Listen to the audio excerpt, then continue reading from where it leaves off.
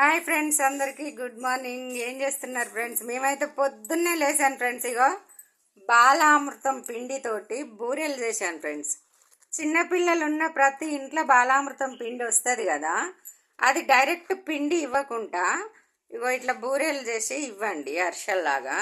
ఇది చేసే విధానం ప్రాసెస్ ఎలా చేయాలో చెప్తాను.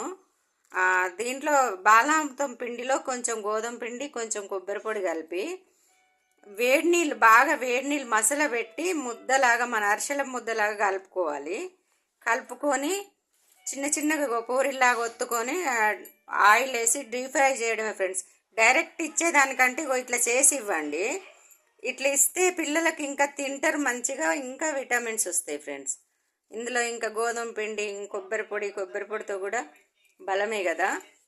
ఇవన్నీ చేసి మీరు కూడా ఇవ్వండి. బాలామృతం పిండి ఎవరికన్నా వస్తే, చిన్నపిల్లలు ఉన్న వాళ్ళ ఇంట్లో ప్రతి ఒక్కరికి డైరెక్ట్ ఇవ్వకుంటే ఇలా ఇవ్వండి ఫ్రెండ్స్, బాగుంటుంది. ఓకేనా? మరి నేనైతే ఇలా చేసి చిన్నపిల్లలు ఉన్నారుగా, మీకు తెలుసుగా, ఆ పిల్లల కోసం చేసిన.